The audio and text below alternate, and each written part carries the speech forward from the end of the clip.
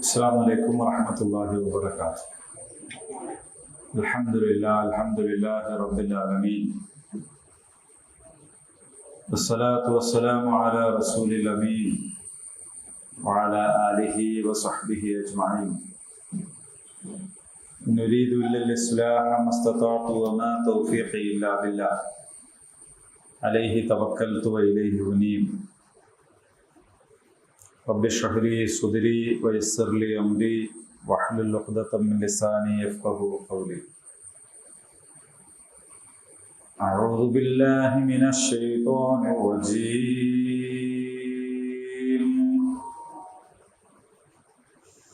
فأما الذين ابيضت وجوههم ففي رحمة الله هم فيها خالدون. تلك آيات الله نتلوها عليك بالحق وما الله يريد ظلما للعالمين. ولله ما في السماوات وما في الأرض وإلى الله ترجع الأمور. كنتم خير أمة أخرجت للناس تأمرون بالمعروف وتنهون عن المنكر وتؤمنون بالله ولو آمن أهل الكتاب لكان خيرا لهم منهم المؤمنون وأكثرهم الفاسقون.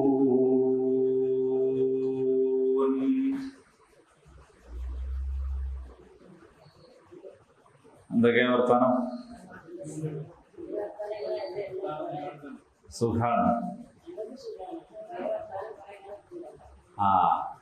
ഖുർആൻ ക്ലാസ്സിന് വരുന്ന ആൾക്കാർക്ക് വേണ്ടി പ്രാർത്ഥിച്ചിട്ടുണ്ട്. അള്ളാഹു കബൂൽ ചെയ്യട്ടെ. വരുന്നവർക്ക് വേണ്ടിയേ പ്രാർത്ഥിച്ചുള്ളൂ. അതല്ലാതെ പഠിച്ചോനെ ഖുർആൻ ക്ലാസ്സിന് വരുന്നവർക്കും വരാത്തവർക്കും ഒന്നും പറഞ്ഞില്ല. മനസ്സിലാ? എന്തെങ്കിലും ഒരു വിവേചനം വേണല്ലോ. അപ്പൊ വരുന്ന ആൾക്കാർക്ക് വേണ്ടിയിട്ടേ ഉള്ളൂ. പിന്നെ ഇടക്കിടക്ക് വരുന്നവര് അവരും വരുന്നവരിൽ പെടും ഇൻഷാ അല്ലാഹ്.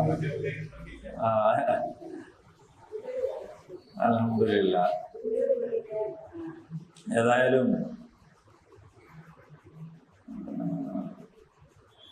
അള്ളാഹു സ്വീകരിക്കുമാറാകട്ടെ. അപ്പൊ നിങ്ങളൊക്കെ എല്ലാവർക്കും ഓർമ്മ ഉണ്ടോന്ന് അറിയില്ല, നമ്മൾ സൂറത്ത് ആൽ ഇംറാനാണ് പഠിച്ചുകൊണ്ടിരിക്കുന്നത്. അതില് 106 ആയത്ത് വരെ നമ്മൾ എടുത്തു കഴിഞ്ഞിട്ടുണ്ട്. ഈ ആയത്തുകൾ ഇങ്ങനെ കൂടുതൽ എടുക്കുന്നതിനനുസരിച്ച് അതിന്റെ ഉത്തരവാദിത്തം നിങ്ങൾക്ക് വർദ്ധിച്ചുകൊണ്ടിരിക്കുന്നുണ്ട് എന്നും കൂടി മനസ്സിലാക്കണം. പരിശുദ്ധ ഖുർആൻ പഠിക്കുക, മനസ്സിലാക്കുക എന്നതൊരു കേവല അക്കാദമിക പ്രവർത്തനമല്ല. അതോടൊപ്പം ഇത് ജീവിതത്തിൽ പകർത്തുക എന്നുള്ളതാണ് പ്രധാനം. ചില പരീക്ഷയ്ക്ക് സർട്ടിഫിക്കറ്റ് അല്ല പ്രധാനം. ഒരാൾ പറഞ്ഞിരുന്നു, എനിക്ക് സ്പോക്കൺ ഇംഗ്ലീഷിന്റെ സർട്ടിഫിക്കറ്റ് ഉണ്ട്. എനിക്കൊന്നും പറയാൻ അറിഞ്ഞൂടാ, ഇംഗ്ലീഷൊന്നും പറയാനൊന്നും അറിഞ്ഞൂടാ. പക്ഷെ അയാൾ പറയണ എനിക്ക് സർട്ടിഫിക്കറ്റ് ഉണ്ട്. ആ സർട്ടിഫിക്കറ്റ് കൊണ്ട് പ്രത്യേകിച്ച് ഒരു കാര്യമില്ല. ഇതുപോലെയാണ് പരിശുദ്ധ ഖുർആൻ. ഞാനത് പഠിച്ചിട്ടുണ്ട്, എനിക്ക് സർട്ടിഫിക്കറ്റ് ഉണ്ട് എന്ന് പറഞ്ഞുകൊണ്ട് കാര്യമില്ല. നമ്മുടെ ജീവിതത്തിൽ അതിങ്ങനെ ഉണ്ടാവണം. അപ്പോഴാണ് അതിൻ്റെ ഒരു ഫലം നമുക്ക് കിട്ടുള്ളൂ. അപ്പൊ ഇവിടെ 105, 106 ആയത്തുകളിൽ പറഞ്ഞിട്ടുണ്ടായിരുന്നത്, വ്യക്തമായ തെളിവുകൾ വന്നെത്തിയ ശേഷം ഭിന്നിച്ച് പല കക്ഷികളായി പിരിഞ്ഞവരെ പോലെ നിങ്ങളാവരുത്. നമ്മൾ അത് വിശദീകരിക്കുമ്പോൾ നമ്മൾ പറഞ്ഞിട്ടുണ്ടായിരുന്നു, കക്ഷിത്വം എന്താണ്, അഭിപ്രായ വ്യത്യാസം എന്താണ് എന്നൊക്കെ പറഞ്ഞിട്ടുണ്ട്. അഭിപ്രായ വ്യത്യാസം അള്ളാഹു വിലക്കിയിട്ടില്ല, നിരോധിച്ചിട്ടില്ല. കാരണം മനുഷ്യന് സാധ്യമല്ലാത്ത കാര്യങ്ങൾ അള്ളാഹു നിർബന്ധമാക്കുകയോ ഒഴിവാക്കാൻ കഴിയാത്ത കാര്യങ്ങൾ ഒഴിവാക്കാൻ അള്ളാഹു പറയുകയോ ചെയ്യൂല എന്നുള്ളതാണ്. അങ്ങനെയാണ് മനുഷ്യന്റെ ഫിത്രത്ത്, അത് അള്ളാഹു തന്നെ സൃഷ്ടിച്ചിട്ടുള്ളതാകയാൽ ആ ഫിത്രത്തിന് നിരക്കാത്തൊരു കാര്യം അള്ളാഹു പറയൂല. അഭിപ്രായ വ്യത്യാസം എന്ന് പറയുന്നത് മനുഷ്യപ്രകൃതമാണ്. അപ്പോൾ നമ്മളുടെ അഭിപ്രായം തന്നെ നമ്മൾ മാറ്റും. രാവിലത്തെ അഭിപ്രായക്കൂല വൈകുന്നേരം ചിലപ്പോൾ ഉണ്ടാവും. സാഹചര്യം മാറുമ്പോൾ, സന്ദർഭം മാറുമ്പോൾ പോകണ്ടെന്ന് വിചാരിച്ചെടുത്ത് പോവാന്ന് വിചാരിക്കും, പോവാന്ന് വിചാരിച്ചെടുത്ത് ഇനി വേണ്ട എന്ന് വിചാരിക്കും. അഭിപ്രായം ഇരുമ്പോലൊക്കെ അല്ല, ഇരുമ്പ് തന്നെയും ചൂടാക്കിയിട്ട് വളയ്ക്കാം. അതേസമയം അപ്പൊ പിന്നെ ഒരാള് സ്വന്തം അഭിപ്രായം തന്നെ മാറുമെങ്കിൽ രണ്ടാളുടെ അഭിപ്രായം എന്ന് പറയാനാണ്? തീർച്ചയായിട്ടും മാറും, തീർച്ചയായിട്ടും മാറും അല്ലേ? ഒരു ഹോട്ടലിൽ ചെന്നാല് 4 ആള് 4 വിധം ചായ പറയും. അഭിപ്രായം പറയാൻ അവസരം ഉണ്ടെങ്കിലേ പറയൂ കേട്ടോ. നമ്മളൊരു വീട്ടിൽ പോയിട്ട് ഒരു ലൈറ്റ് 2 സ്ട്രോങ് എന്നൊന്നും പറയില്ലല്ലോ. ഓലെന്താണോ തരുന്നത് കുടിക്കുള്ളൂ. അപ്പൊ ലൈറ്റ് വേണ്ടിയവന് കിട്ടിയത് മീഡിയം ആണെങ്കിലും അവൻ അതിൽ അഡ്ജസ്റ്റ് ചെയ്യും. മീഡിയം വേണ്ടിയവന് സ്ട്രോങ് ആണെങ്കിൽ അഡ്ജസ്റ്റ് ചെയ്യും. അങ്ങനെ ഒരു അഡ്ജസ്റ്റ് ചെയ്യാൻ കഴിയും. പക്ഷെ ഓപ്ഷൻ ഉണ്ടെങ്കിൽ ഉടനെ നമ്മൾ എന്ത് ചെയ്യും? പറയും അത് ഇത് മറ്റേത്. അപ്പോ അഭിപ്രായം, അഭിരുചി, ഇതിലൊക്കെ വലിയ വ്യത്യാസം ഉണ്ടാവും. അതുകൊണ്ട് നിങ്ങൾക്ക് തമ്മിൽ അഭിരുചിയിൽ മാറ്റമുണ്ടാകരുത്, അഭിപ്രായ വ്യത്യാസം ഉണ്ടാകരുത് എന്ന് അള്ളാഹു വിലക്കിയിട്ടില്ല. പക്ഷേ നിങ്ങൾ തമ്മിൽ കക്ഷിത്വം ഉണ്ടാകരുത്, ഭിന്നിപ്പുണ്ടാകരുത്, പക്ഷപാതിത്വം ഉണ്ടാകരുത്, സങ്കുചിത മനോഭാവം ഉണ്ടാകരുത് എന്ന് അള്ളാഹു വിലക്കിയിട്ടുണ്ട്. അതുകൊണ്ടാണ് വലാ തഫറഖൂ എന്ന് പറഞ്ഞത്. ഫിർഖത്ത് വേണ്ട. ഈ ഫിർഖത്ത് ഉണ്ടായിട്ടുള്ള മുൻകാല സമൂഹങ്ങളൊക്കെ തോറ്റുപോയതാണ്. അങ്ങനെ അവര് ഫിർഖത്ത് ഉണ്ടായത് എപ്പോഴാണെന്ന് ചോദിച്ചാൽ വിവരമില്ലാത്തപ്പോഴല്ല, വിവരമുള്ളപ്പോഴാണ്. വ്യക്തമായ തെളിവുകൾ വന്നെത്തിയ ശേഷമാണ് അവരൊക്കെ ഭിന്നിച്ചിട്ടുള്ളത്. അങ്ങനെ വിവിധ കക്ഷികളായി പിരിഞ്ഞവരെ പോലെ നിങ്ങൾ ആവരുത്. ചില മുഖങ്ങൾ പ്രസന്നമാവുകയും മറ്റു ചില മുഖങ്ങൾ ഇരുളുകയും ചെയ്യുന്ന ദിനം അവർക്ക് കൊടിയ ശിക്ഷയുണ്ട്. അന്ന് മുഖം ഇരുണ്ടവരോട് ഇങ്ങനെ പറയും: സത്യവിശ്വാസം സ്വീകരിച്ച ശേഷം സത്യനിഷേധികളാവുകയല്ലേ നിങ്ങൾ ചെയ്തത്? അവിധം സത്യനിഷേധികളായതിനാൽ നിങ്ങൾ ഇന്ന് കൊടിയ ശിക്ഷ അനുഭവിച്ചു കൊള്ളുക. അപ്പോൾ അള്ളാഹുവിൽ നിന്ന് ഈ സന്മാർഗം കിട്ടിയതിന് ശേഷവും തന്നിഷ്ടപ്രകാരം, ദേഹേച്ഛപ്രകാരം വിവിധ കക്ഷികളായി പിരിഞ്ഞു പോകുന്നതിനെ ഇവിടെ വളരെ ഗൗരവത്തിലാണ്. നിങ്ങൾ സത്യനിഷേധികളാവല്ലേ ചെയ്തത് എന്ന് ചോദിക്കുന്നു. ഇനി അതിന്റെ തുടർച്ചയാണ്. എന്നാൽ അല്ലദീന ബിയവ്വത്, അബിയല് അസ്വദ്, വെളുത്തത് കറുത്തത് എന്നർത്ഥത്തിൽ. അല്ലദീന ബിയവ്വത്, വെളുത്തവർ. വെളുത്തവർ എന്ന് പറഞ്ഞാൽ നമ്മളിവിടെ പറയുന്ന വിവാഹ പരസ്യത്തിൽ എഴുതൂലേ, നായർ യുവതി, 26 വയസ്സ്, വെളുത്ത നിറം, അങ്ങനെ ആ വെളുപ്പല്ല ഇവിടെ പറയുന്നത്. അത് മാട്രിമോണിയൽ പരസ്യത്തിൽ നമ്മൾ എഴുതുന്ന വെളുപ്പും കറുപ്പും ഒക്കെയാണ്. ആ വെളുപ്പല്ല. നമ്മളൊരാളോട് ചോദിക്കാറില്ലേ, എന്താണ് നിന്റെ മുഖം കറുത്ത് കരുവാളിച്ചിരിക്കുന്നല്ലോ, എന്താണ് എന്ന് ചോദിക്കൂല. അതെന്താന്ന് വെച്ചാൽ മനുഷ്യന്റെ മനസ്സ് ദുഃഖപൂർണമാകുമ്പോൾ മുഖം കറുത്തിരുളും അല്ലേ? ദുഃഖം ഉണ്ടാവുമ്പോൾ, സങ്കടം സഹിക്കാൻ കഴിയാതിരിക്കുമ്പോൾ, നമ്മൾ എത്ര കുളിച്ച് ഫ്രഷായാലും എത്ര നല്ല പൗഡർ ഇട്ട് മിനിക്കിയാലും മുഖത്ത് നോക്കിയാലൊരു എന്ത് തോന്നും? ഒരു അതിനെ കുറിച്ചാണ് ഇവിടെ പറയുന്നത്. മുഖം മനസ്സിന് കണ്ണാടിയാണ്. മനസ്സിനെ മറക്കുന്നു, മുഖമൊന്ന് പുതുമൊഴിയുന്നുണ്ട്. അപ്പോൾ അങ്ങനെയാണ്. അപ്പൊ എന്താന്ന് വെച്ചാൽ ഇവിടെ ഏറ്റവും പ്രസന്നമായിട്ടുള്ള ആളുകൾ, അവരുടെ മുഖം വെളുത്തതാണ്. ഫഫീ റഹ്മത്തില്ലാ, അപ്പോൾ അവരുള്ളത് അള്ളാഹുവിന്റെ കാരുണ്യത്തിലാണ്. അള്ളാഹുവിന്റെ കാരുണ്യം എന്നതുകൊണ്ട് ഉദ്ദേശം സ്വർഗമാണ്. ഹും ഫീഹാ ഖാലിദൂൻ. സ്വർഗത്തിന്റെ ഒരു പ്രത്യേകത എന്താന്ന് വെച്ചാല് അവരതിൽ നിത്യവാസികളാണ്. ഖാലിദ് എന്ന് പറഞ്ഞാൽ നിത്യൻ എന്നാണ്. നമ്മള് നിത്യൻ എന്ന് പറഞ്ഞാല് മുസ്ലിമും, ഖാലിദ് എന്ന് പറഞ്ഞാൽ മുസ്ലിമോ എന്നാണല്ലോ ഇപ്പൊ നമ്മൾ വിചാരിക്കുന്നത്. സ്വാദിഖ് എന്ന് പറഞ്ഞാല് മുസ്ലിമും, സത്യം എന്ന് പറഞ്ഞാല് ഹിന്ദു എന്നാണ് നമ്മൾ വിചാരിക്കും. അപ്പോ ഖാലിദ് എന്ന് പറഞ്ഞാൽ നിത്യൻ. ഖാലിദീന ഫീഹാ, അവരതിൽ നിത്യവാസികളായിരിക്കും. സുഖങ്ങൾ മനുഷ്യൻ ജീവിതത്തിൽ പലതും അനുഭവിക്കുന്നു. വൈക്കം മുഹമ്മദ് ബഷീർ പറഞ്ഞല്ലോ, ചൊറിയുമ്പം മാന്തലാണ് ലോകത്തെ ഏറ്റവും സുഖമുള്ള ഒരു കാര്യം. പക്ഷെ ആ സുഖത്തിന്റെ ഒരു പ്രത്യേകത എന്താന്ന് വെച്ചാൽ പിന്നെ പുകച്ചിലെടുക്കും.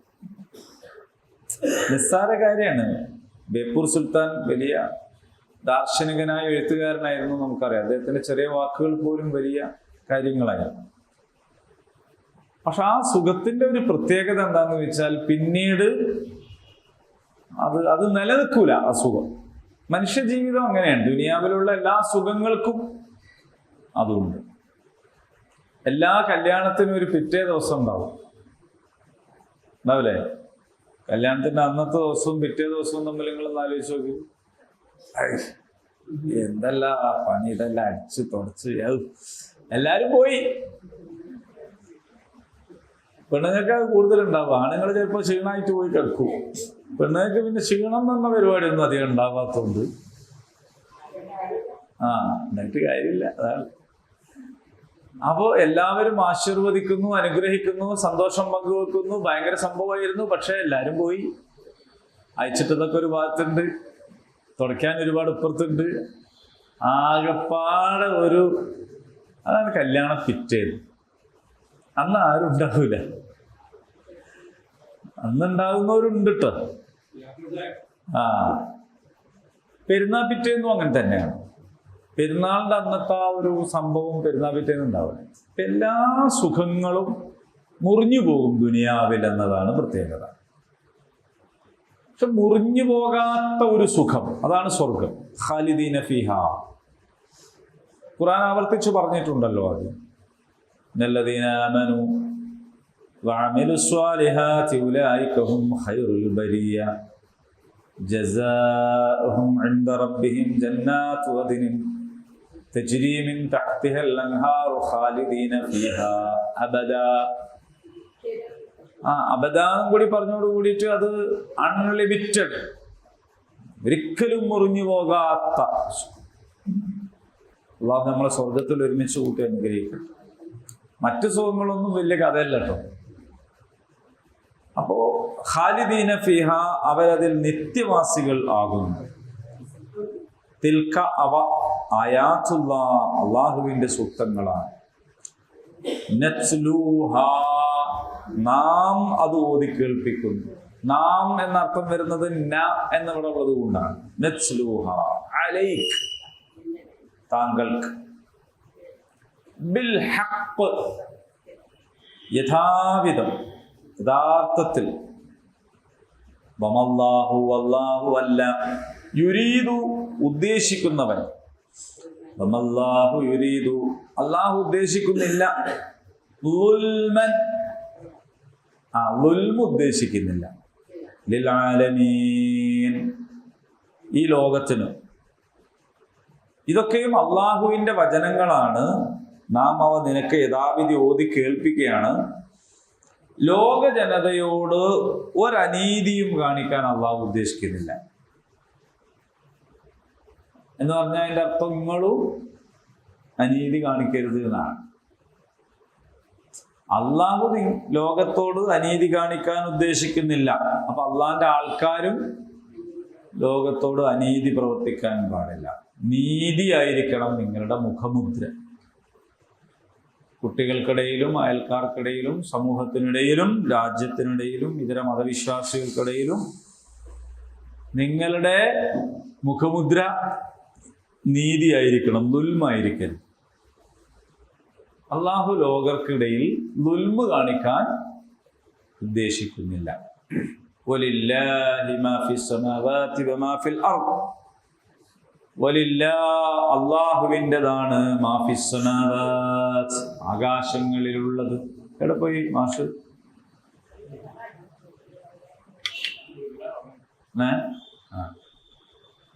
ഇവിടെ കേന്ദ്രവുമായിട്ടുള്ള ബന്ധം വിച്ഛേദിച്ചു എന്നൊക്കെ വാർത്തകളുണ്ടായിരുന്നു. ആണല്ലേ? വീട്ടുകാരത്തിയില്ലേ? എന്തെങ്കിലും ഉണ്ടാവും, പ്രധാനപ്പെട്ട എന്തെങ്കിലും ഉണ്ടാവും.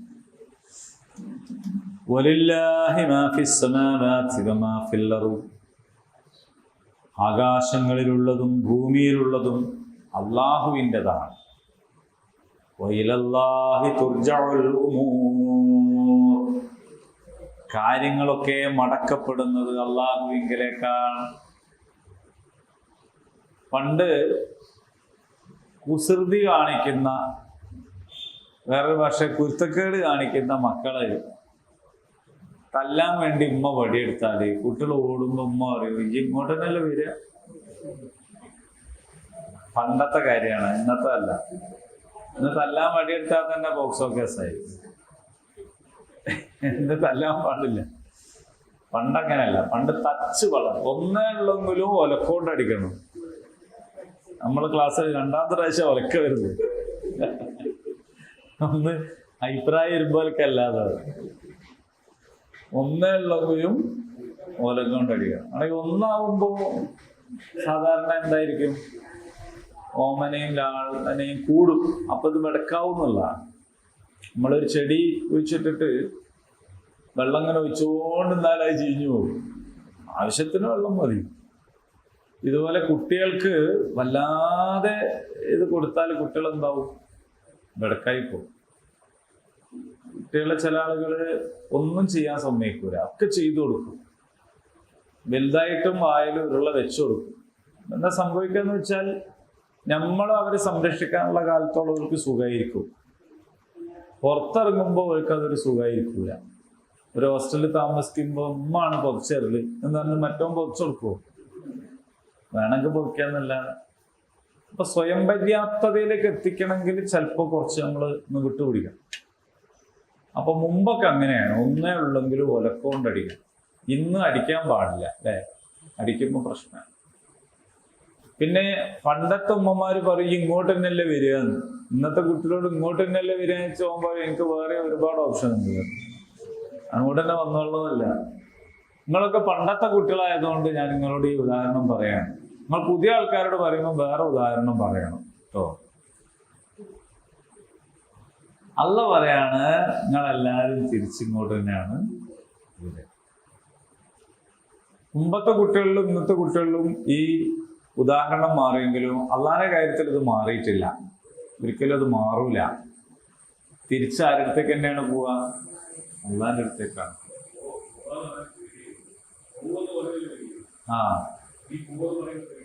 അതെ അതെ. അപ്പൊ അള്ളാഹു സുബ്ഹാനഹു വ തആല പറയാണ്, ഇത് ആവർത്തിച്ചു പറയുന്നുണ്ട് അള്ളാഹു, മടങ്ങിപ്പോക്ക് റബ്ബിന്റെ അടുത്തേക്കാണ് എന്നിങ്ങനെ പറയും. അപ്പൊ നമ്മളെ ജീവിതത്തെ കുറിച്ച് ആലോചിച്ചാൽ മതിയല്ലോ. നമ്മളിങ്ങനെ ജീവിച്ചു പോവാണ്, സുഖ ദുഃഖ സമ്മിശ്രമായ ദുനിയാവിലെ ജീവിതം. നമുക്ക് പ്രതീക്ഷയാണ് എപ്പോഴും. ആ പ്രതീക്ഷ എന്ന് പറയുന്നത് ഇന്നിപ്പോ ഒരു വിഷമം ഉണ്ടെങ്കിലും നാളെ അത് ശരിയാവും, ഇന്നൊരു ദുഃഖം ഉണ്ടെങ്കിലും നാളെ സുഖാവും എന്ന പ്രതീക്ഷയിൽ ഇങ്ങനെ. പക്ഷെ അതേ സമയത്ത് നമ്മൾ അള്ളാഹുവിലേക്ക് തിരിച്ചു പോകുന്നത് തനിച്ചാണ്. ആരുമില്ലല്ലോ വേറെ. പോയ ആളുടെ കൂടെ ഒന്നും ആരും പോയിട്ടില്ല. നമുക്ക് വളരെ പ്രിയപ്പെട്ട ആളാണെന്ന് വിചാരിച്ചിട്ട് നമ്മളും കൂടി മയ്യത്തട്ടിൽ കയറി കിടക്കൊന്നുമില്ല. ഒരു കാലത്ത് സതി അനുഷ്ഠിച്ചിരുന്നു. സതി ഭർത്താവിന്റെ ചിതയിൽ ചാടിയിട്ടോ വേറുള്ളൊരു തള്ളിയിട്ടിട്ടോ എന്നുള്ളതാണ്.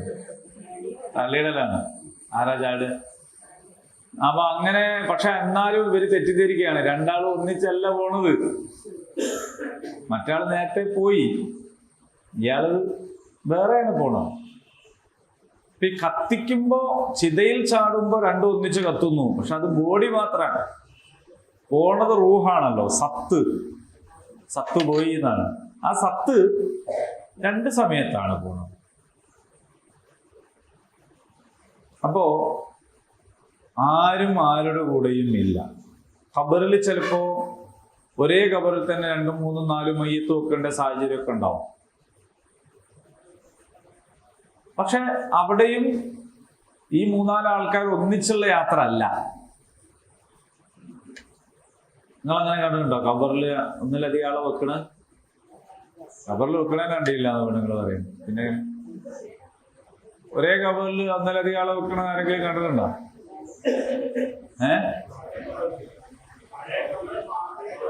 അങ്ങനല്ല, മക്കൾക്കൊന്നും അങ്ങനെ വെക്കൂല.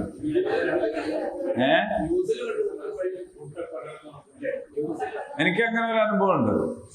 അത് ഗുജറാത്തിലെ ഭൂകമ്പത്തിന് ശേഷം അവിടെ റിലീഫിന് വേണ്ടി ചെന്നപ്പോ അവിടെ നമ്മൾ കവർ വയ്ക്കൽ എങ്ങനെയാ വെച്ചാൽ ഒരാൾക്കുള്ള കുഴി, ഒന്നിലധികം പേർക്കുള്ള കുഴി, ഇങ്ങനെ കുഴിക്കണമെന്ന് പണിയാ തന്നെ കുഴിച്ചുകൊണ്ടിരിക്കണം. മയ്യത്ത് ചിലപ്പോ ഒന്ന് കിട്ടിയാൽ വേഗം കൊണ്ടുവന്ന് പോകും. 2-3 ഒന്നിച്ചിട്ട് 2-3 ഒന്നിച്ചുകൊണ്ട് വരും. അങ്ങനെ ഒരു സംഭവം. അതിന്റെ മൂടലൊന്നുമില്ല, മണ്ണെടുത്തിട്ട് വെച്ചിട്ട് മൂടൽ തന്നെയാണ്. മണ്ണെന്നെ മൂടുന്നു, അല്ലാണ്ട് ഉള്ളിലൊരു കവറ് വരെ. ഇതൊക്കെ നമുക്ക് ആഘോഷിക്കാൻ നേരം കിട്ടുന്നതുകൊണ്ടാണ്. നമ്മളെ മഹലിൽ ഒരാൾ മരിക്കും, അപ്പോൾ എല്ലാവരും കൂടി ചൊല്ലുന്നു, അതൊരു സംഭവമാക്കുന്നു. അപ്പോഴാണ് പിന്നെ ഇളക്കല്ലേ, അനക്കല്ലേ, തൊടല്ലേ എന്നൊക്കെ ഇങ്ങനെ പറയാനൊക്കെ കഴിയുന്നത്. എന്തുകൊണ്ടാന്ന് വെച്ചാല് നമുക്ക് വേറെ പണിയില്ല, നമ്മൾ ഈ ഒരു മയ്യത്തും കൊണ്ട് കളിക്കുകയാണെന്നുള്ളതാണ്. അതേ സമയത്ത് അവിടെ ഭൂകമ്പം, ഓരോ വീട്ടിലും കുറെ ആൾക്കാർ മരിക്കുന്നു. അപ്പൊ പിന്നെ ഇതൊന്നുമില്ല, പിന്നെ ആരെയും സമാധാനിപ്പിക്കാനും ഇല്ല. ആരെ സമാധാനിപ്പിക്കാനും?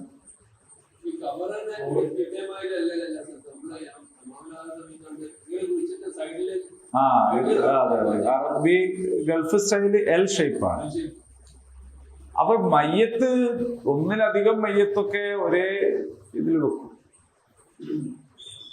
ഒരാളെ മയ്യത്ത് പല കവറിൽ വെക്കും. അതെങ്ങനെയാന്ന് ചൂരൽമലെന്ന് കണ്ടില്ലേ? കാരണം അവിടെ നിന്നെങ്ങാനും ഒലിച്ചു പോയിട്ട് നിലമ്പൂരിൽ നിന്നൊക്കെയാണ് കാല് കിട്ടുന്നത്, വേറെ സ്ഥലത്ത് തല കിട്ടുന്നത്, കൈ കിട്ടുന്നത്. സുബ്ഹാനല്ലാഹ്, നിങ്ങൾ ആലോചിച്ചു. അപ്പോ ഇതൊന്നും ഏതോ അന്യഗ്രഹത്തിലോ ഒന്നും നടന്ന സംഭവമല്ല.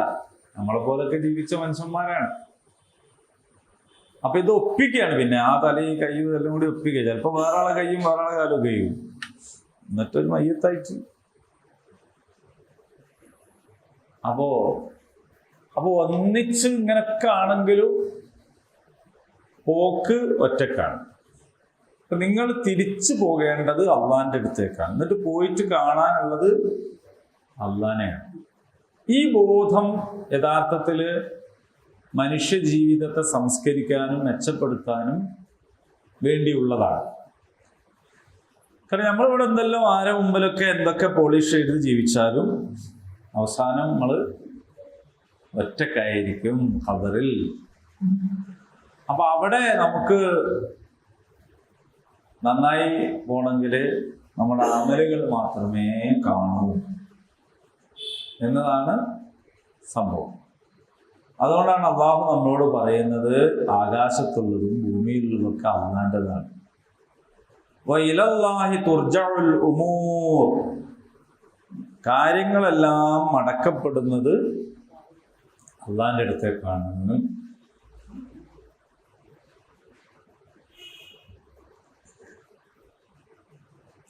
കുന്തും ഖൈറ ഉമ്മത്തിൻ ഉഖ്രിജത് ലിന്നാസ് الناس تأمرون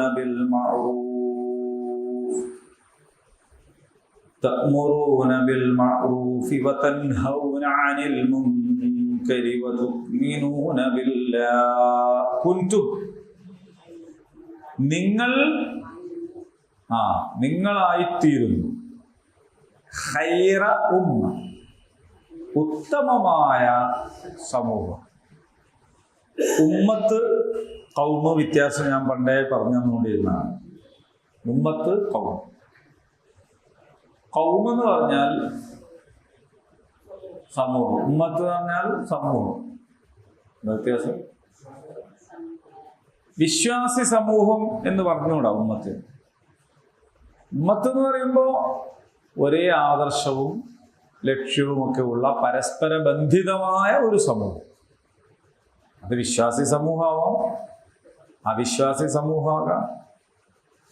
പക്ഷെ അവർ പരസ്പരം ബന്ധമുണ്ടാകും, അവർക്ക് ഒരു കോമൺ ലക്ഷ്യമുണ്ടാവും. അതാണ് ഉമ്മത്ത്. നല്ല ലക്ഷ്യമാവാം, ചീത്ത ലക്ഷ്യമാവാം. ഖൗം എന്ന് പറഞ്ഞാൽ അങ്ങനെ പരസ്പര ബന്ധമൊന്നും നിർബന്ധമില്ല. ഒരു കാലത്തെ ജനങ്ങൾ ഖൗമിലെ കുട്ടി എന്ന് പറഞ്ഞത് എന്തുകൊണ്ടാന്ന് വെച്ചാൽ ഇത് അറിഞ്ഞുകൂടാത്തതുകൊണ്ടാണ്. അത് ഖൗമിനെ തന്നെ അറിഞ്ഞുകൂടാ എന്ന് ഞാൻ പറയുമ്പോഴും ഉദ്ദേശിക്കുന്നത് ആരെയാണ്? നമ്മളെ സമുദായത്തിനെയാണ്. അതാണ് നമ്മളെ ഖൗം.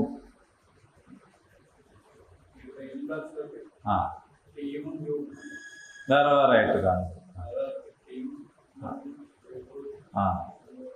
ഒരു ടീമാണെന്ന് പറയുന്നത് ഒരു ഗ്രൂപ്പാണെന്ന് പറയുന്നത് തമ്മിലുള്ള വ്യത്യാസം. അപ്പോ ഖൗമിലെ കുട്ടി എന്ന് പറയുമ്പോൾ ഖൗം എന്ന് പറഞ്ഞാൽ ഉദ്ദേശിക്കുന്നത് നമ്മളെ സമുദായമാണ് എന്നതിനാലാണ് ഖൗമിലെ കുട്ടി എന്ന് പറയുന്നത് പ്രശ്നമാണ്. യഥാർത്ഥത്തിൽ ഖൗം എന്ന് പറഞ്ഞാൽ എന്താണ്? എല്ലാവരുമാണ്. യാ ഖൗം എന്ന് നബി വിളിച്ചത്, എല്ലാ നബിമാരും വിളിച്ചത് മുസ്ലിങ്ങളെ മാത്രമല്ല, അന്നത്തെ എല്ലാവരെയുമാണ്. അതൊരു ഗ്രൂപ്പ്, ഒരു ജനങ്ങളുടെ ഒരു ഗ്രൂപ്പ്. അതൊരു ടീമായി മാറുന്നത് എപ്പോഴാന്ന് ചോദിച്ചാൽ ടീം UDF എന്നൊക്കെ പറയല്ലേ, ഈ പ്രാവശ്യം വന്നൊരു ടൈമാണ് അതൊക്കെ. എന്ന് പറഞ്ഞാൽ ഒരേ ലക്ഷ്യം ഉദ്ദേശിച്ച് പരസ്പര ബന്ധത്തോട് കൂടിയിട്ട് മുന്നോട്ട് പോകും. അപ്പൊ അത് ഉമ്മത്ത് എന്ന് പറയും. ശരിക്കും മുസ്ലിം ഉമ്മത്താണ്. മുസ്ലിം ഉമ്മത്ത്, മുസ്ലിം ഖൗമായിട്ട് മാറിയതാണ് എല്ലാ പ്രശ്നത്തിനെയും കാരണം. കാരണം പരസ്പര ബന്ധമല്ല, ഒരു ലക്ഷ്യമില്ല, ഒരു പ്രവർത്തന സ്വഭാവമില്ല, അതിലൊന്നും ഒന്നിച്ചല്ല. നിങ്ങളോട് മുമ്പ് പറഞ്ഞില്ലേ, ഈ ഹറമിലെ നിസ്കാരം കണ്ടുകൊണ്ടിരുന്ന പാശ്ചാത്യരായിട്ടുള്ള ഏതോ ആളുകൾ തമ്മിൽ നടന്നൊരു സംസാരത്തെ കുറിച്ച് കേട്ടിട്ടുണ്ട്? അതിനെ കുറിച്ചിട്ട് ഉണ്ട്. മറന്നുപോയിന്നറിയും. കേട്ടിട്ടുണ്ട്? മറന്നുപോയത്. ഞാൻ പറഞ്ഞു തീർന്ന നിങ്ങൾ എന്നറിയും. ഹറമിലെ നിസ്കാരം വീക്ഷിച്ചുകൊണ്ടിരിക്കുക TV-യിൽ. അത് കേട്ടിട്ടുണ്ട്. അപ്പൊ എന്താന്ന് വെച്ചാൽ തവാഫിന്റെ സമയത്ത് ഇങ്ങനെ ആളുകൾ ഇങ്ങനെ പരന്നൊഴുകിക്കൊണ്ടിരിക്കുകയാണ്. കുറച്ച് ആൾക്കാർ ഇങ്ങനെ തവാഫിൽ, ചില ആൾക്കാർ അവിടെ ഇങ്ങോട്ട് നടക്കണവരുണ്ട്. നമ്മളിങ്ങനെ ഒരു അപ്പോഴാണ് ഇഖാമത്ത് കൊടുക്കണത്. ഉടനെ സഫായി എല്ലാവരും നിന്നു. പിന്നെ നിസ്കാരം കാണേണ്ടത് തന്നെയല്ലേ, റുക്കൂൽ ഇങ്ങനെ പോകുന്നില്ല എല്ലാ ഭാഗത്തുനിന്നും, ഇത്തിദാൽ, സുജൂദ്. അപ്പൊ ഇത് കണ്ടിട്ട് ഈ സൈന്യാധിപൻ മറ്റാളോട് ചോദിച്ചു പോലും, ഇത് മൊത്തം മിലിറ്ററി ആണോ? അപ്പൊ മിലിറ്ററി ഒന്നുമില്ല, പിന്നെ സാധാരണ പൊതുജനങ്ങളാണ്. അയാളാകെ ബേജാറായെന്ന് പറഞ്ഞു. പൊതുജനങ്ങളോ? കാരണം വളരെയധികം പരിശീലനം സിദ്ധിച്ച ഒരു മിലിറ്ററിക്ക് മാത്രമാണ് ഇത്ര സമയം കൊണ്ട് എന്ത് ചെയ്യാൻ പറ്റുള്ളൂ,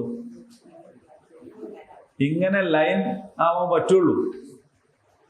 അപ്പൊ ഇത് മിലിറ്ററി ഒന്നല്ല, ഒരു പൊതുസമൂഹത്തിന് തന്നെ ഇങ്ങനെ ഇത്ര പെട്ടെന്ന് ആവാൻ പറ്റുമെങ്കിൽ അത് എന്തുമാത്രം ഭയങ്കര അത്ഭുതകരമായൊരു സംഭവമാണ്. കാരണം നമ്മൾ മനസ്സിലാക്കാത്തതുകൊണ്ടാണ് സ്തൗ സ്തൗ എന്ന് പറയുന്നുള്ളൂ. അപ്പോഴൊക്കെ എല്ലാവരും കൂടി റെഡിയാവും. ഇത് മറ്റേത് വിസിലടിച്ച് സംഭവമാക്കി ഇതെല്ലാം കൂടി അണിയായി നിൽക്കണം ഒരുപാട് നേരം വേണം, മിലിറ്ററിക്കാർക്ക് തന്നെ നേരം വേണം. പക്ഷെ ഇത് പൊതുജനങ്ങളിൽ എത്രയോ പെട്ടെന്ന്.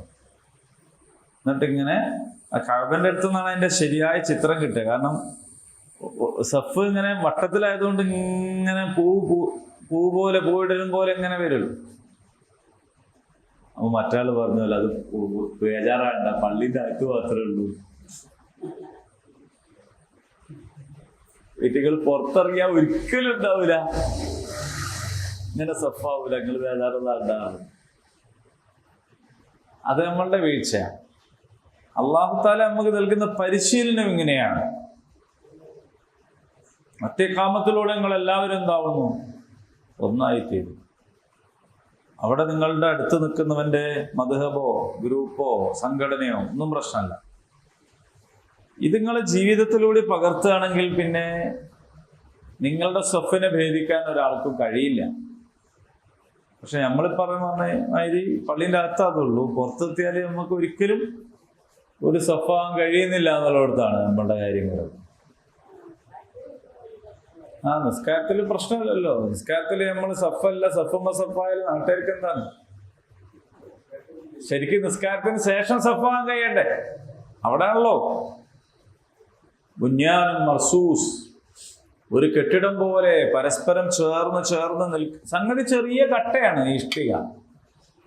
പക്ഷെ അതിന്റെ കരുത്ത് എന്താണെന്ന് ചോദിച്ചാൽ ഒന്നൊന്നിനോട് ചേർന്ന് നിൽക്കുമ്പോഴാണ്. ഇങ്ങനെ വെച്ച് അതിന് നടുക്കാണൊന്ന് വെക്കുന്നത്. അപ്പൊ ഈ ഒരു കൂട്ടിപ്പിടുത്തം എന്ന് പറയില്ലേ നമ്മള് ബിൽഡിങ്ങിന്റെ ഒക്കെ കാര്യത്തില്, ഈ കൂട്ടിപ്പിടുത്തം ഉണ്ടാകുന്നതുകൊണ്ടാണ് ഇത് ഉറച്ചു നിൽക്കുന്നത്. അല്ലാണ്ടെന്ന് ഈ കോൺക്രീറ്റ് എത്രയോ കനമുള്ള സാധനം നമ്മളെ തലിന് മുകളിൽ ഇങ്ങനെ നിൽക്കുകയാണ്.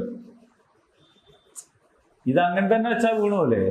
ഇത് പരസ്പര ബന്ധിതമായതുകൊണ്ടാണ് അതിങ്ങനെ നിൽക്കുന്നത്.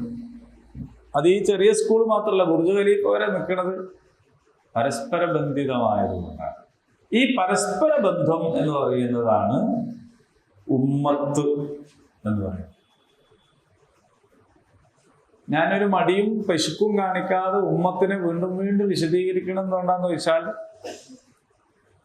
നമ്മൾ ഉമ്മത്തായി തീരണമെന്ന് നേരത്തെ ആയത്തിൽ പറയൽത്തക്കും നിങ്ങൾക്ക് ഉമ്മത്തുണ്ട്, ഇതുപോലെ നമ്മളൊരു ഉമ്മത്താവണം എന്നല്ല പറഞ്ഞതുകൊണ്ട്. അപ്പൊ ഇവിടെ പറയുന്നത് കുൻതും ഖൈറ ഉമ്മ, ഉമ്മ പറയുള്ളൂ കേട്ടോ മലയാളത്തിലല്ല, അറബിയിൽ തന്നെ. കാരണം താ എന്നുള്ള എന്തായി പോകും, ഖദീജ എന്നുണ്ടല്ലോ, താ ഒഴിവായി. ഫാത്തിമ പറയില്ലല്ലോ, ഫാത്തിമ എന്ന് പറയും. അപ്പൊ അവസാനത്തെ താ പറയില്ല. അവസാനം താ ഇല്ലെങ്കിൽ ഫാത്തിം എന്ന് പറയേണ്ടി വരിക. ഫാത്തിമ എന്ന് പറയണമെങ്കിൽ താവ് വേണം, പക്ഷെ താവ് പറയില്ല. മുസ്ലിം ഉമ്മയുടെ ഉത്തരവാദിത്വങ്ങൾ എന്ന് പറഞ്ഞിട്ടൊരു വയല് വെച്ചു. മൂന്ന് ദിവസത്തെ വയൽ, ഒന്ന് പരലോകം, ഒന്ന് കുടുംബജീവിതം. മുസ്ലിം ഉമ്മയുടെ ഉത്തരവാദിത്വം. ഒരാൾ വെച്ചു, ഇതെങ്ങനെ അങ്ങനെ പറയുന്നത്? ഉമ്മയുടെ ഉത്തരവാദിത്വങ്ങൾ എന്ന് പറഞ്ഞാൽ തന്നെ പോരെ. മുസ്ലിങ്ങളല്ലേ ഉമ്മാന്ന് വിളിക്കുള്ളൂ, മറ്റുള്ളവരൊക്കെ അമ്മ എന്നല്ലേ വിളിക്കുക. പോലും വിചാരിച്ചു മുസ്ലിം ഉമ്മ എന്ന് പറഞ്ഞാൽ നമ്മൾ ഉമ്മാന്ന് വിളിക്കണം ഉമ്മനെ പറ്റിയെന്നാണ്. അത് ഉമ്മ എന്നാണ്. താഴുണ്ടെങ്കിൽ ഉമ്മ എന്ന് പറയുന്നത്. അപ്പൊ മുസ്ലിം ഉമ്മ എന്ന് പറഞ്ഞാൽ മുസ്ലിം ഉമ്മത്ത്, ഉമ്മത്ത് മുസ്ലിമ, മുസ്ലിം ഉമ്മ. കുൻതും ഖൈറ ഉമ്മ, നിങ്ങൾ ഉത്തമമായ ഒരു ഉമ്മത്താണ്. ഇവിടെ ഈ വാക്കിൽ തന്നെ ഉണ്ട് ഇതിന്റെ വിശദീകരണം. അൻതും എന്ന് പറഞ്ഞാൽ നിങ്ങൾ എന്നാണ്. അൻതും ഖൈറ ഉമ്മ എന്ന് പറഞ്ഞാൽ നിങ്ങൾ ഉത്തമമായ സമൂഹമാണ്. പിന്നെന്തിനാണ് കുൻതും ഖൈറ ഉമ്മ എന്ന് പറഞ്ഞത് എന്നാണ്.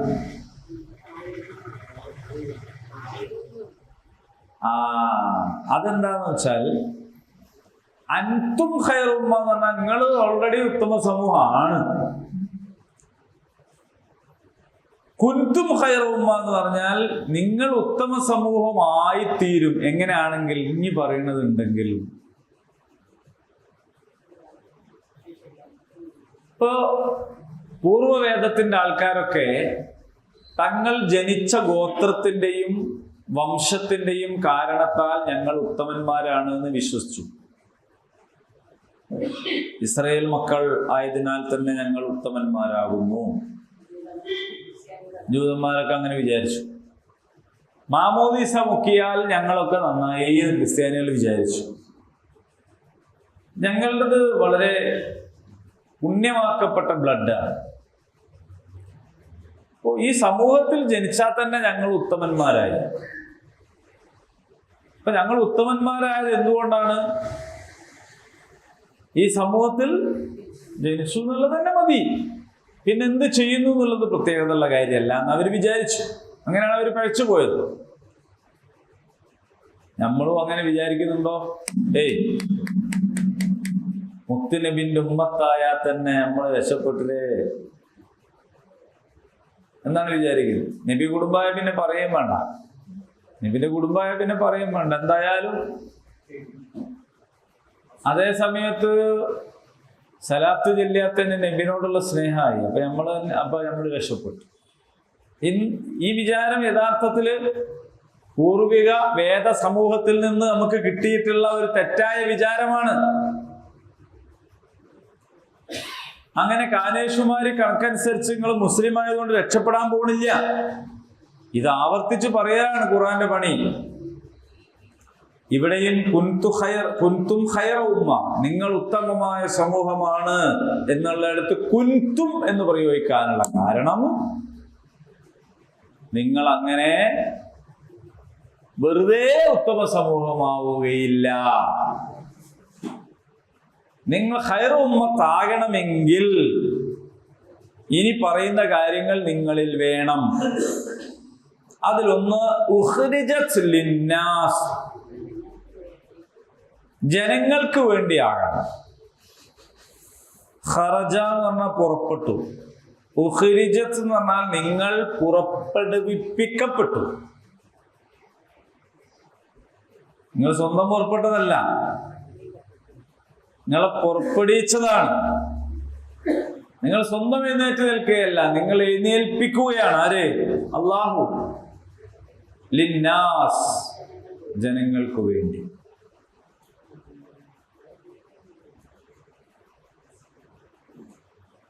ജനങ്ങൾക്ക് വേണ്ടി ഉയർത്തെഴുന്നേൽപ്പിക്കപ്പെടുകയാണ് നിങ്ങൾ. എങ്കിലേ നിങ്ങൾ എന്താവുള്ളൂ? ഉത്തമ സമൂഹം ആവുകയുള്ളൂ. അതെന്താ നിങ്ങൾക്ക് വേണ്ടത്ര മനസ്സിലാവാത്ത മാതിരി? എന്നാ ഒരു മനസ്സിലായ മാതിരി ഇരിക്കി.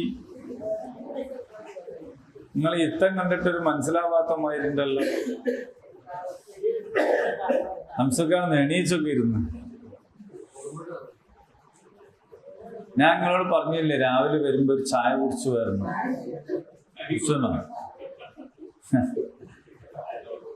അതായത് മുസ്ലിം ഉമ്മത്ത് നല്ല ഉമ്മത്താണ് എന്ന് എല്ലാവർക്കും അറിയാം. പക്ഷെ അള്ളാഹ് പറയണത് നിങ്ങൾ നല്ല ഉമ്മത്താവണം. ആവും. എങ്ങനെയാണ് ആവുക? ഈ പറയുന്ന ഉപാധികൾ നിങ്ങളിൽ ഉണ്ടെങ്കിലാണ് ആവുക. ആ ഉപാധികളിൽ ഒന്ന് ഉഖ്രിജത് ലിന്നാസ്, നിങ്ങൾ ജനങ്ങൾക്ക് വേണ്ടി ആവണം. എങ്ങനെ ഈ ജനങ്ങൾക്ക് വേണ്ടി ആവുക? ജനങ്ങൾക്ക് വേണ്ടി, നമ്മക്ക് വേണ്ടി. ഇപ്പൊ നമ്മളെ നാട്ടിലെ ഒരു പുതിയ ഒരു രീതി എന്താന്ന് വെച്ചാൽ ഓരോരുത്തർ അവനവന് വേണ്ടിയാണ്. അവനവന് വേണ്ടിയാണ്. ഇനി എന്തെങ്കിലും ഒരു അവകാശം കിട്ടണമെങ്കിൽ പോലും അതിൽ നിന്നുള്ള ഒരാൾ വേണം, എന്നാലേ കിട്ടുള്ളൂ. ശരിക്കും നിങ്ങൾ ആലോചിച്ചു, കോഴിക്കോടിന് ഒരു മന്ത്രിയില്ല. അപ്പൊ നമുക്ക് ബേജാറായി, കോഴിക്കോടിന് മന്ത്രിയില്ല.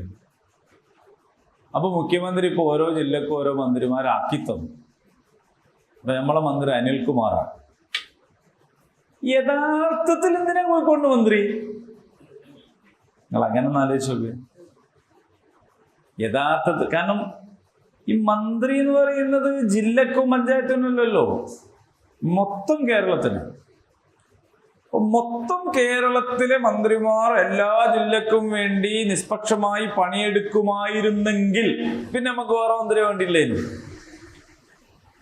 ഇപ്പൊ നമ്മൾ പറയും ആദിവാസികൾക്ക് ഒരു മന്ത്രിയില്ല. ശരിക്കും എന്തിനാ? ആദിവാസികൾക്ക് വേണ്ടി ബാക്കിയുള്ളവർ പണിയെടുക്കണ്ടേ? ജനാധിപത്യത്തിൽ അങ്ങനെയാണ്, സ്ത്രീകൾക്ക് പ്രാതിനിധ്യം വേണം. ശരിക്കും ആലോചിച്ച് നോക്ക്, ഒരു പെണ്ണിന്റെ അവകാശം പൂർത്തീകരിക്കാൻ പെണ്ണ് തന്നെ പ്രതിനിധിയായി പോകേണ്ടി വരുന്നത് എന്തുകൊണ്ടാണ്? പെണ്ണിന്റെ അവകാശം ബാക്കിയുള്ളവർ കൊടുക്കാത്തോണ്ടല്ലേ. കത്തിയില്ലല്ലോ വർഷനെ, കത്തിയില്ലല്ലോ. നമ്മളെ ജനാധിപത്യത്തിന്റെ ഒരു ഗുണമാണ് എല്ലാറ്റിൽ നിന്നുള്ള പ്രാതിനിധ്യം. പക്ഷെ ജനാധിപത്യത്തിന്റെ ഒരു ദൗർബല്യമാണ് യഥാർത്ഥത്തില് എല്ലാരും വേണമെന്ന് നിർബന്ധമാകുന്നു എന്നത്. ശരിക്ക് എല്ലാരും ഇല്ലെങ്കിലും നീതിപൂർവം അവകാശങ്ങൾ ഓരോരുത്തർക്കും ലഭ്യമാകണം. അതാണല്ലോ അതിന്റെ ഒരു. ഇപ്പൊ നമ്മളൊരാള് ഒരു സദസ്സിലില്ല എന്നതുകൊണ്ട് നമുക്ക് നീതി നിഷേധിക്കപ്പെടുന്നു എന്ന് പറയുന്നത് ഗുണാണോ ദോഷാണോ? അതെ. അപ്പൊ യഥാർത്ഥത്തിൽ എല്ലാവർക്കും ഗുണം ലഭിക്കുന്ന രീതിയിലേ അവരുടെ അസാന്നിധ്യത്തിലും പെരുമാറുകയുള്ളൂ എന്ന് വരുമ്പോഴാണ് ഒരു സമൂഹം അതിന്റെ ഔന്നത്യത്തിലാവുക എന്ന് പറയും. പക്ഷെ നമ്മളെ ഒരു പ്രത്യേകത, ജനാധിപത്യത്തിന്റെ ഒരു പ്രത്യേകത എന്താന്ന് വെച്ചാൽ, എവിടുന്നാണോ പ്രതിനിധികൾ ഉള്ളത് അവർക്ക് മാത്രമാണ് അവരുടെ ന്യായമായ അവകാശങ്ങൾ പോലും ലഭിക്കുകയുള്ളൂ എന്നൊരു സ്ഥിതിയാണ് നമുക്കുള്ളത്. ശരിക്കും അങ്ങനെയല്ല വേണ്ടത്. ശരിക്കും വേണ്ടത് എല്ലാവർക്കും കിട്ടേണ്ടതൊക്കെ കിട്ടണം, അവരുടെ അസാന്നിധ്യത്തിലും കിട്ടണം എന്നതാണ്.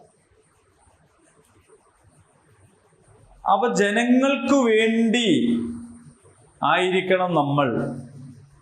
പക്ഷെ നമ്മൾ ആർക്കു വേണ്ടിയാണ്? നമ്മൾ നമ്മൾക്ക് വേണ്ടി മാത്രമായി പോകുന്നു. അങ്ങനെയല്ല വേണ്ടത്. അതുകൊണ്ടാണ് നിങ്ങളുടെ രാജ്യത്തെ ഏറ്റവും ദരിദ്രനായ ഒരാൾക്ക് പോലും പ്രയോജനപ്രദമാകണം നാട്ടിന്റെ വികസനം എന്ന് ഗാന്ധിജി പറഞ്ഞപ്പോൾ അതിന് ഭയങ്കര കയ്യടി കിട്ടാൻ കാരണം എന്താന്ന് വെച്ചാൽ, മനുഷ്യന്റെ ഉള്ളിലുള്ള നന്മ അതിനോടാണ് യോജിക്കുന്നത്. അല്ലെ? ആട്ടിൻകുട്ടി പട്ടിണി കിടന്ന് ചാവേണ്ടി വന്നാൽ അള്ളാന്റെ മുമ്പിൽ സമാധാനം പറയേണ്ടി വരുമെന്ന് ഉമർഖാനുവിന്റെ പാർലമെന്റിൽ ആടുണ്ടായതുകൊണ്ടല്ല തോന്നിയത്, ആണോ? അല്ല. പാർലമെന്റില് പ്രതിനിധിയായിട്ട് ആട് വേണ്ട, ആടിന്റെ അവകാശത്തെ കുറിച്ച് പറയാൻ. അപ്പൊ ഓരോരുത്തരും അവരവരുടെ ബാധ്യതയും എല്ലാവരുടെയും അവകാശങ്ങളെയും കുറിച്ച് ചിന്തിക്കുന്ന ഒരു സ്ഥിതിവിശേഷം ഉണ്ടാകണം എന്നത് വളരെ പ്രധാനപ്പെട്ട കാര്യമാണ്. ഇപ്പൊ ജനങ്ങൾക്ക് വേണ്ടി ആവണം മുസ്ലിം സമൂഹമേ നിങ്ങൾ. മുസ്ലിം സമൂഹം ജനങ്ങൾക്ക് വേണ്ടി ആകുമ്പോ മുസ്ലിം സമൂഹത്തിന്റെ കാര്യം ആര് നോക്കോളൂ? അള്ളാഹ് നോക്കും. ഇതിപ്പോ നമ്മക്കും വേണ്ടി മാത്രമാവുമ്പോ നമ്മളെ കാര്യം നോക്കേണ്ട ബാധ്യത അള്ളാഹ്ക്കില്ല.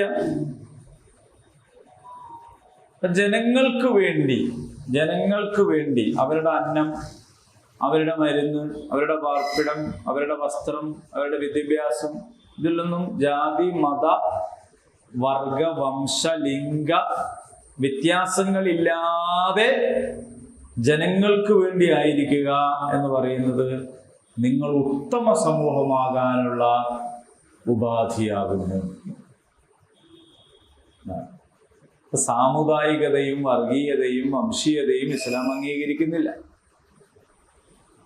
മക്കയിൽ വെച്ച് നബി സല്ലല്ലാഹു അലൈഹി വസല്ലം ബന്ധനസ്ഥരായ ആളുകളുടെ അവകാശത്തെക്കുറിച്ച് പറയുമ്പോൾ ഒരൊറ്റ മുസ്ലിമും ബന്ധനാവസ്ഥയിൽ ഉണ്ടായിരുന്നില്ല.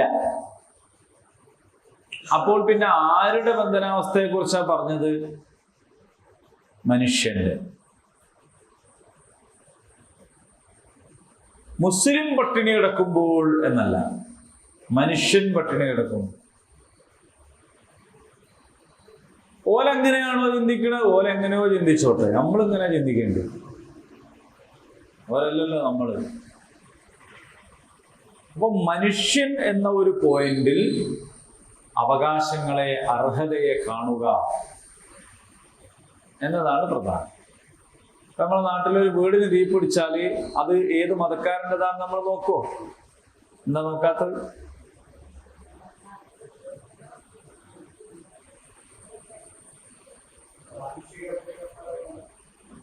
എന്താ പരിഗണന?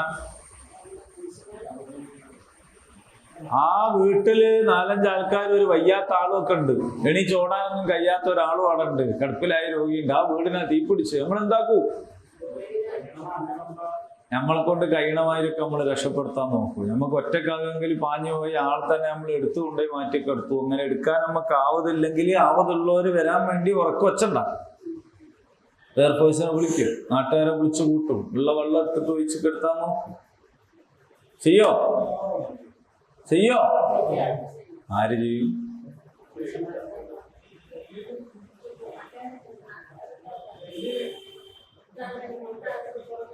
ആ ആ അതെ അതെ അതെ അതെ. ആ, ഞാൻ ചോദിക്കുന്നത് അതൊക്കെ ഓല് ചെയ്തല്ലേ, നിങ്ങൾ ചെയ്യോ?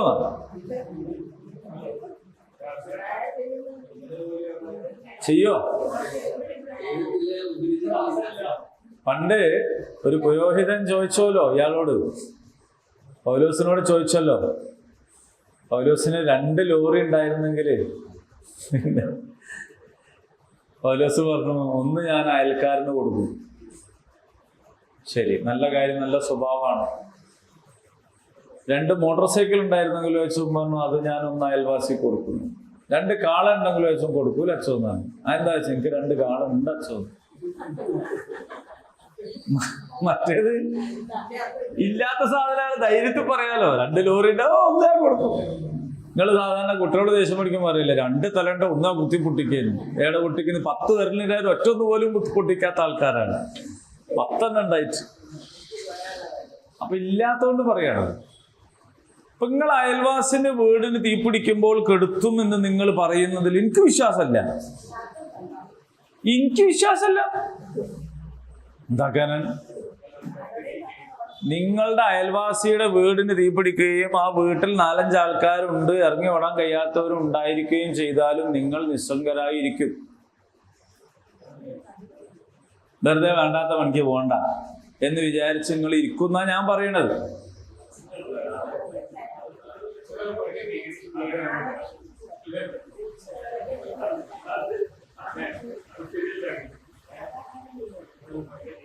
ഞാൻ പറയാൻ എനിക്ക് നിങ്ങളെ കുറിച്ചുള്ള വിശ്വാസമായപ്പോ ഞാൻ പറയണേ. അതായത് നിങ്ങൾ എന്ത് ചെയ്യുന്നറിയോ, ഞാൻ എന്തിനാണ് ഇപ്പൊ വേണ്ടാത്ത പണിക്ക് പോണത് എന്ന് വിചാരിച്ചിട്ട്, അത് കണ്ടില്ല കേട്ടില്ല എന്ന് വിചാരിച്ചിട്ട് നിങ്ങൾ 2 റക്അത്ത് സുന്നത്ത് നിസ്കരിക്കട്ടെ ആ സമയം കൊണ്ട് വിചാരിച്ചിരിക്കുന്നതാണ് എന്റെ വിചാരം.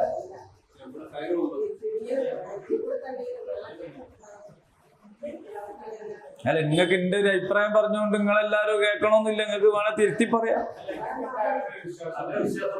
അങ്ങനെ വിശ്വാസം ഉണ്ടാകാൻ കാരണം എന്താ വെച്ചാൽ, ഈ തീയിനെക്കാട്ടും വലിയ തീയാ നരകം. അന്ന് നരകത്ത് പോകേണ്ട പണിയെടുക്കണവരെ കണ്ടിട്ട് നമ്മളും ഉണ്ടാക്കുകയാണല്ലോ, അല്ലേ? നാറു ജഹന്നമ എന്ന് പറയുന്ന സാധനം ഹക്കാണെന്ന് നിങ്ങൾക്ക് വിശ്വാസമല്ലേ? ഇല്ലേ? ശിർക്ക് ചെയ്തോ നരകത്തിലാന്ന് നിങ്ങൾക്ക് വിശ്വാസമല്ലേ? ആ തീ ഒറിജിനലാന്ന് നിങ്ങൾക്ക് അറിയില്ലേ? നിങ്ങൾ അയൽവാസി ശിർക്ക് ചെയ്ത് പോണ നരകത്തിലേക്കാന്ന് നിങ്ങൾക്ക് മനസ്സിലാവണില്ലേ? എന്നിട്ട് പൊയ്ക്കോട്ടെ എന്നല്ലേ വെച്ച്? അങ്ങനെ എന്ന് പറയില്ലേ? ഉള്ളത് പോലെ പറയും. നിങ്ങൾ ആരെങ്കിലും ആ തീയിന്ന് അതിനെ കഴിച്ചിലാക്കാൻ മെനക്കെടുന്നുണ്ടോ? അത് തീയിലായി പോവല്ലോ എന്ന് വിചാരിച്ചിട്ട് അസ്വസ്ഥതയും ബേജാറുണ്ടോ? എവിടെ ഉണ്ട്? നമ്മൾ നിസ്കരിക്കല്ലേ? നമ്മൾ ഒതെടുക്കണോ നിസ്കരിക്കണം, ഒതെടുക്കണോ നിസ്കരിക്കണം, നമ്മൾ ഒതെടുക്കണോ നിസ്കരിക്കുന്നു. അപ്പൊ അവര് നരകത്തിലേക്ക് അപ്പാടെ പോയി പോകുന്നത് കണ്ടിട്ട് ബേജാറായ ആളാണ് നബി. നബി ബേജാറായിട്ട് രാത്രി ഉറക്കല്ലാതെ പകല് ഭക്ഷണം കഴിക്കാൻ കഴിയാതെ ഓടി നടക്കുകയാണ്. കാരണം എന്ന് പറഞ്ഞാൽ ഇവര് നരകത്ത് പോയി പോയല്ലോ എന്നുള്ള ബേജാറ്. ആ നബി ചെയ്തതാണോ അബദ്ധം? ബേജാറ്. എന്നിട്ട് അള്ളാഹ് പറയാണ്, നബിയെ നിങ്ങൾ ഇങ്ങനെ ബേജാറല്ലേ, നിങ്ങൾക്ക് ഓരോ സന്മാർഗത്തിലാക്കാനൊന്നും കഴിയൂല. നിങ്ങൾ പണിയെടുത്താൽ മതി.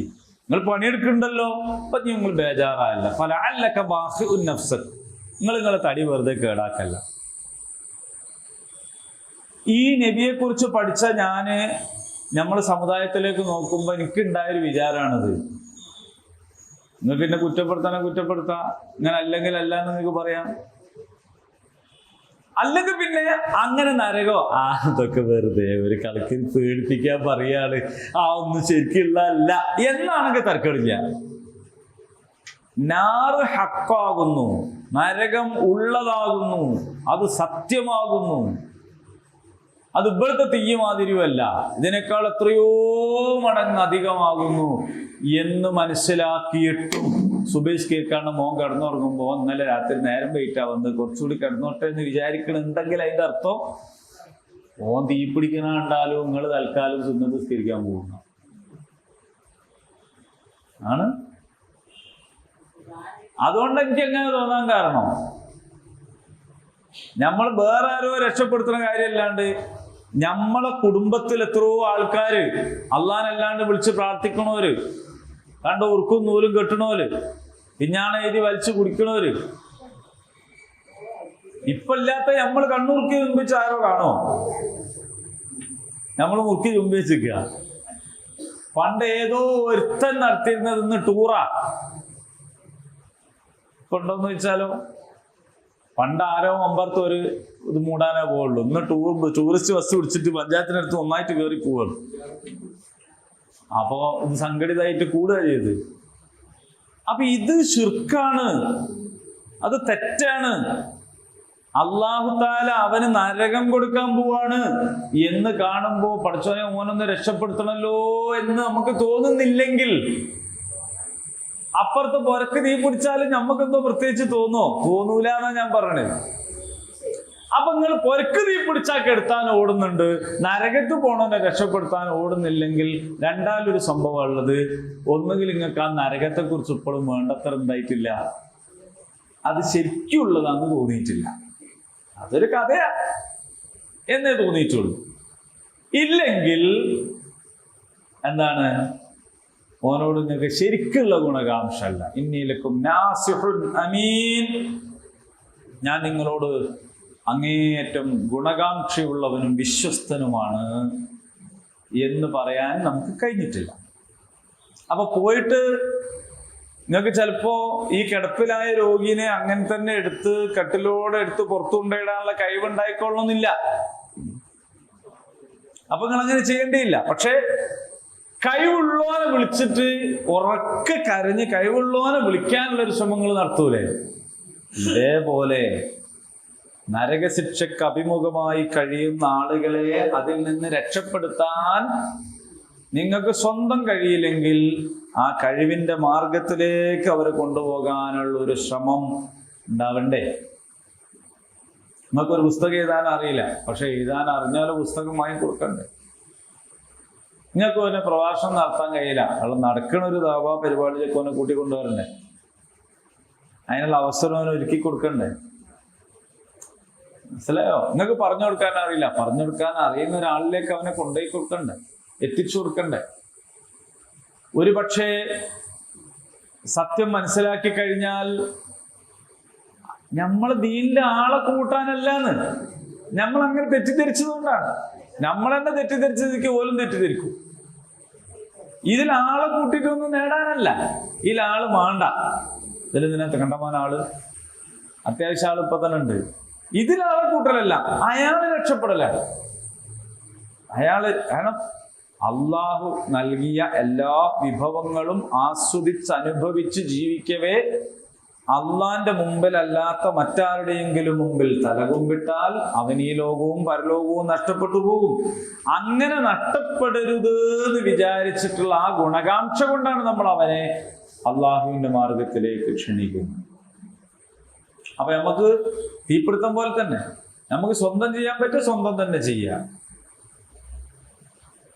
സ്വന്തം ചെയ്യാനുള്ള കഴിവ് നമുക്കില്ലെങ്കിൽ അത്തരം സംരംഭങ്ങളോട് ചേർന്ന് നിൽക്കുക, എന്നിട്ട് നന്മയിലേക്ക് അവരെ കൊണ്ടുവരാൻ ശ്രമിക്കുക. നിങ്ങൾ ആലോചിച്ചിട്ടുണ്ടോ, ഇസ്ലാമിക ചരിത്രത്തില് മിത്രങ്ങളെക്കാൾ കൂടുതൽ ശത്രുക്കൾക്കാണ് ഹിദായത്ത് കിട്ടിയത്. നിങ്ങൾ ആലോചിച്ച് നോക്കൂ, അബൂ താലിബ് ആരായിരുന്നു? നബിനെ സംരക്ഷിച്ച, നബിക്ക് വേണ്ടി ജീവിച്ച, ഹിദായത്ത് കിട്ടിയത്. ഉമർ ആരായിരുന്നു? നബിനെ കൊല്ലാൻ വന്ന ആളായിരുന്നു. ഖാലിദ് ആരായിരുന്നു? ഖാലിദ് ബിൻ വലീദ് റളിയല്ലാഹു അൻഹു ഉഹുദിൽ മുസ്ലിങ്ങളെ പരാജയപ്പെടുത്തിയ ആളായിരുന്നു. ശത്രുപക്ഷത്തുള്ള ആളുകൾക്കാണ് പലപ്പോഴും എന്തായത് ഈ വെളിച്ചം കിട്ടിയത്. അപ്പൊ അങ്ങനെ വരുമ്പോ നമ്മുടെ നാട്ടിലുള്ള മുസ്ലിം സമൂഹത്തിന്റെ ശത്രുപക്ഷത്തുള്ള ആളുകൾക്ക് ഒരുപക്ഷെ നമ്മളോട് കൂടി ചേർന്ന് നിൽക്കുന്നവരെക്കാൾ പെട്ടെന്ന് ഹിദായത്ത് കിട്ടിയേക്കും. പക്ഷെ ഹിദായത്ത് കിട്ടണമെങ്കിൽ അള്ളാഹ് നമ്മളെത്താണ് ഈ വിത്ത് തന്ന് ഏൽപ്പിച്ചത്. ആ വിത്ത് തന്നെ കുത്തി നമ്മൾ തന്നെ തിന്നുകയാണ്. നടാൻ തന്ന വിത്താണ് നമ്മൾ കുത്തി തിന്നുന്നത്. പിന്നെ എങ്ങനെ അത് നടാൻ കഴിയാൻ? മണ്ണൊരുക്കം അള്ളാഹ് നടത്തിയിട്ടുണ്ട്. ആ മണ്ണൊരുക്കം എന്താന്ന് ചോദിച്ചാൽ ഇന്നത്തെ ഒരു ചുറ്റുപാടിൽ ഇസ്ലാം ചർച്ചയാകുന്നു എന്നുള്ളതാണ്. എവിടെ നോക്കിയാലും ഇസ്ലാം തന്നെ ചർച്ച. പണ്ടാണെങ്കിൽ നമ്മൾ ഉണ്ടാക്കി കൊണ്ടുവരുന്ന ഒരു ചർച്ച. അപ്പൊ അതല്ല, ഇപ്പൊ എന്തിനും ചർച്ച ഇസ്ലാമാണ്. അത് മണ്ണൊരുക്കൽ. ആ മണ്ണൊരുക്കി കഴിഞ്ഞാൽ നമ്മളെ കയ്യിലുള്ള വിത്തങ്ങ് ഇടണം. വിത്തിട്ടാൽ അത് മുളപ്പിക്കണത് അല്ല ചെയ്തു. അതാണ് ഹിദായത്ത് അള്ളയെ കൊടുക്കുന്നത്. മുളപ്പിക്കൽ അല്ലയാണ്, ഇടല് നമ്മളിടണം. പക്ഷെ നമ്മളടുത്ത് വിതരാൻ വേണ്ടി തന്ന വിത്ത് നമ്മളെന്ത് ചെയ്യുന്നു വെച്ചാൽ ഉണക്കി പൊടിച്ചിട്ട് ശർക്കര കൂട്ടി അടിക്കുന്നു. അപ്പൊ എന്താ സംഭവിക്കുക? വിത്ത് മുളക്കൂല. ആ ചർച്ച മണ്ണൊരുക്കാണ്. ആ ചർച്ച ചെയ്യുന്നതിന് മണ്ണ് ഇളകിക്കെടുക്കണം. ആ ചർച്ച ചെയ്യുന്നതിലേക്ക് ഇത് ഇട്ട് കൊടുക്കണം.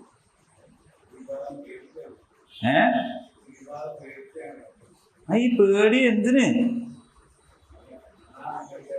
ആ പേടി ഏതുപോലെ എന്ന് ചോദിച്ചാൽ നേരത്തെ പറഞ്ഞ പോലെയാണ്. ആ വീട്ടിൽ തീപിടിച്ച് നമ്മൾ പോയിട്ട് നമ്മളും കൂടി കൊള്ളാൻ നിൽക്കണ്ട എന്ന് പേടിക്കും പോലെയാണ്. ഓലെ രക്ഷപ്പെടുത്താൻ ശ്രമിക്കുന്നില്ല. അപ്പൊ രക്ഷപ്പെടുത്താനുള്ള ഒരു മനസ്സ് അത് നിങ്ങൾക്കുണ്ടാകണം. അപ്പൊ ഉഖ്രിജത്തുലിന്നാസ്, ജനങ്ങൾക്ക് വേണ്ടി നിങ്ങൾ ഉയർത്തെഴുന്നേൽപ്പിക്കപ്പെടുന്നുണ്ടെങ്കിലാണ് നിങ്ങൾ ഖൈറു ഉമ്മത്താവുക. അതിനാണ് കുൻതും എന്ന് പ്രയോഗിച്ചത്. ഇല്ലെങ്കിൽ അൻതും എന്ന് പറഞ്ഞാൽ തന്നെ മതിയാകുമായിരുന്നു എന്ന് തഫ്സീറുകളിൽ നമുക്ക് കാണാൻ പറ്റും. നിങ്ങൾക്കിപ്പോ ഞാൻ പറഞ്ഞത് മനസ്സിലായി എന്നുള്ള വിചാരത്തിലാണ് ഞാനുള്ളത്. ഇനി പിന്നെ ചിലപ്പോ കുറെ കഴിഞ്ഞിട്ടേക്ക് തിരിയാ നിങ്ങളെ വല്ലാത്തൊരു മനസ്സിലാക്കലല്ലേ അത്. നിനക്ക് മനസ്സിലായിണ്ടെങ്കിൽ അൽഹംദുലില്ലാ, വലിയ സംഗതിയാണ്. അപ്പൊ നേരത്തെ ഞാൻ നിങ്ങളെ കുറിച്ച് ആരോപിച്ച ആരോപണം ശരിയല്ലെന്ന് നിങ്ങളാണ് തെളിയിക്കേണ്ടത്. തീപിടിച്ചാൽ കെടുത്താൻ ഞങ്ങൾ പോവും. അങ്ങനെ പോകുന്നത് ദുനിയാവിലെ തീയിന്റെ കാര്യത്തിൽ മാത്രമല്ല, പരലോകത്തിന്റെ തീയിന്റെ കാര്യത്തിലും ഞങ്ങൾ ഓലെ രക്ഷപ്പെടുത്താൻ പോകും. നമുക്ക് സ്വന്തം കഴിയില്ലെങ്കിൽ കഴിയണവരെ കൂട്ടിപ്പോകും. നമുക്ക് പോകാനാവില്ലെങ്കിൽ പോകുന്നവരെ വിളിച്ചു കൊടുക്കും. ഫയർ ആൻഡ് റെസ്ക്യൂ ഓപ്പറേഷൻ ടീമിനെ വിളിക്കും. നമുക്ക് ഒറ്റക്ക് കഴിയൂല. അപ്പൊ സ്വയം ആത്മരക്ഷാർത്ഥം പരിശീലനം സിദ്ധിച്ച ആൾക്കാരുണ്ടാവും. ഓല് പോയിക്കോളും. പക്ഷെ ഓലെ വിളിച്ചാക്കി കൊടുക്കണം. ഓർക്ക് വേണ്ട സൗകര്യം ചെയ്തു കൊടുക്കണം. ഫയർഫോഴ്സ് വന്നിട്ട് മോട്ടർ ഇടാൻ കിണറായിടാൻ നിൽക്കുമ്പോൾ എന്റെ കിണറ്റിലെ വെള്ളം പറ്റിപ്പോവും, അതെടുക്കണ്ട, അപ്പുറത്തെ ഏതോ കിണറ്റിൽ നിന്ന് എടുത്തോളി എന്ന് പറയാൻ നിൽക്കരുത്. അപ്പൊ ദഅവത്ത് നടത്തുന്ന ആൾക്കാർക്ക് വേണ്ട സഹായം സംവിധാനം ഒക്കെ ചെയ്തു കൊടുക്കണം. പൈസ കൊടുക്കണം, അതുപോലെ ചെലവേറ്റെടുക്കണം, അവർക്ക് സംവിധാനം ചെയ്തു കൊടുക്കണം. കാരണം നമ്മൾ ചെയ്യേണ്ട പണിയാണത്. അപ്പൊ ആ അർത്ഥത്തില് നിങ്ങൾ ജനങ്ങൾക്ക് വേണ്ടിയാണോ? ഇതൊരു വശം മാത്രമാണ്. ഇതുമായി ബന്ധപ്പെട്ട ഒരുപാട് പറയാൻ പറ്റും. ജനസേവനങ്ങളും കാര്യങ്ങളൊക്കെ അതിൽപ്പെട്ട. ഉഖ്രിജത്തുലിന്നാസ്, ജനങ്ങൾക്ക് വേണ്ടി എഴുന്നേൽപ്പിക്കപ്പെടും. അപ്പോഴേ നിങ്ങൾ ഖൈറുമ്മത്താവുകയുള്ളൂ. ഈ ആയത്തിന്റെ ബാക്കി ഭാഗം അള്ളാഹു തൗഫീഖ് ചെയ്താൽ അടുത്ത ക്ലാസ്സിൽ പറയാം ഇൻഷാ അല്ലാഹ്. അള്ളാഹു റബ്ബുൽ ഇസ്സത്ത് ഉപകാരപ്രദമായ വിജ്ഞാനത്തെ നമുക്ക് വർദ്ധിപ്പിച്ചുമാറാകട്ടെ. ഉപകാരമില്ലാത്ത അറിവിൽ നിന്നും ശമനമില്ലാത്ത രോഗങ്ങളിൽ നിന്നും വീട്ടിൽ തീർക്കാൻ കഴിയാത്ത കടബാധ്യതകളിൽ നിന്നും മരണസമയത്തെയും ഖബറിലെയും നരകത്തിലെയും അദാബുകളിൽ നിന്നും റഹ്മാനായ റബ്ബേ ഞങ്ങളെയും ഞങ്ങൾക്ക് പ്രിയപ്പെട്ട എല്ലാവരെയും നീ കാത്തുരക്ഷിക്കണം റഹ്മാനെ. اللهم ربنا آتنا في الدنيا حسنة وفي الآخرة حسنة وقنا عذاب النار. آمين. الحمد لله رب العالمين.